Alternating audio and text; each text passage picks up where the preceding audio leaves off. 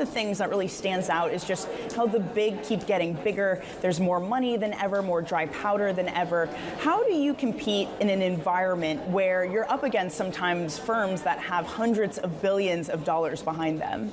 That's a great question, Dani, and it's in part about really understanding where your point of differentiation is. And in today's market, given there is so much capital available, many of the management teams, and particularly the founders of the businesses that we're looking at, they want more than just money. They're looking for real value add, someone that can work with them on the journey of creating value within their business and ultimately achieve a bigger value at that exit. Yeah, I know we've talked a lot previously about how you really target sort of those entrepreneurial businesses, but we definitely have seen, again, those really, really large firms start to move down to mid-market, which of course is where Oakley operates. How expensive have things gotten for you because of that? Well, look, we're operating in sectors of technology, education, and consumer. And many of these have been big beneficiaries that during COVID, you had a flight to quality. Sectors that could prove they were resilient and defensive had significantly more demand, and many of the private equity funds pivoted and tried to invest in those sectors. Now, we've been investing behind those kind of trends of digitization and broader infrastructure in the digital economy for many years. So we have a playbook and really understand how to play into those businesses.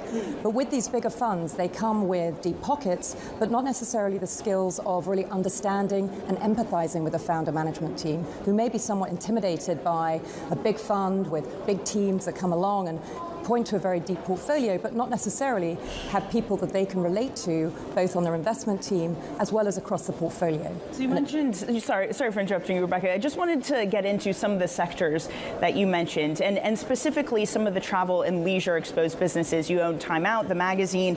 You also have Globetrotter, which is a luxury suitcase maker. When I think of that and I think of trends, I think of the U.S. just reopening to international travel. How much are these sorts of travel and leisure names starting to pick up? Are they near normal, near those pre-pandemic levels?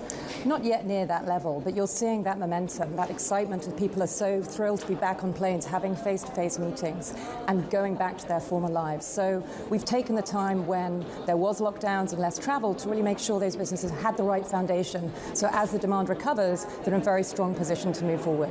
Can I get you to look into your crystal ball and see when you're expecting things to start to normalize? I think we've moved on from expecting post-COVID, and I think we're now in an environment of living with COVID. And so as we think about our pipeline and future deal flow, as well as our own portfolio, it's looking for businesses that have resilience, subscription-type business models that can survive through what will potentially be quite a volatile environment, and make sure that we have the management teams that have the ability to lead their businesses in what is going to be an uncertain world.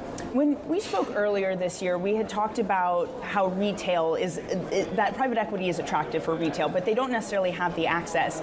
I know in the US there was some movement with 401ks, allowing some private capital in there. Does the UK and Europe need to play catch up now? Should they be putting in motion allowing exposure for retail investors? I think it's a really interesting point. We see very much the democratization of private equity. There is increasing accessibility for retail investors to access private equity, be that buying into a listed private equity fund or a private equity trust like Oakley Capital Investments, or via platforms like Moonfair that gives people with lower disposable income access to the kind of funds that are presenting here today. Importantly, that's underpinned as well by much greater transparency in the sector. So what used to be seen as quite a closed and secretive club, much more open. And that's great because there's some very positive stories from the industry about job creation, about leading the way in some of the environmental areas. And I think that's an important message that we need to reach out both to retail investors. This is a very profitable and successful investment class, but also one that cares about the broader stakeholders as well. Well, Rebecca, speaking of private equity being a club, before I let you go, I do have to ask of another way it's sometimes viewed, and that is as a boys' club. It still is an industry dominated by men, especially in leadership positions. Unfortunately, you are one of the rare women who is a partner at a private equity fund. I take it back to last week when Steve Schwartzman of Blackstone said that Blackstone had a problem because women were scared of working at Blackstone, that this was the issue. It was fear, it was a cultural issue. Do you agree with that? Is it fear? Is it a culture thing that needs to change? Well, I would hope certainly where I've worked that it's not about fear. And I think one of the problems, as you say, is there are not enough females in senior leadership positions.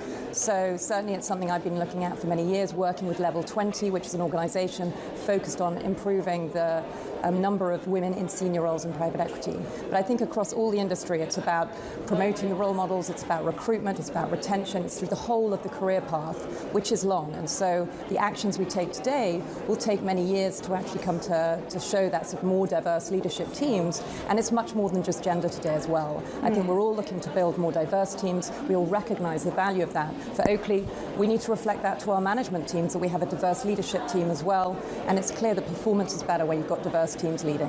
What is the biggest mistake that people make when they're trying to hire diverse teams? Because this is something that everyone is trying to do right now.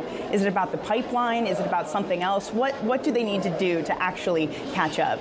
I don't think there's any one particular issue. People are aware of it, and I think it's about lots of incremental steps. And I think it's about thinking much earlier on about universities, about teaching young women at school and university that this is a really exciting career path. You can make a real impact, and you can have a very dynamic and now flexible role as well. So it's starting then and educating them about the industry, and then creating mentorship programs, training programs that can onboard them, make it seem like the exciting and dynamic career that it is.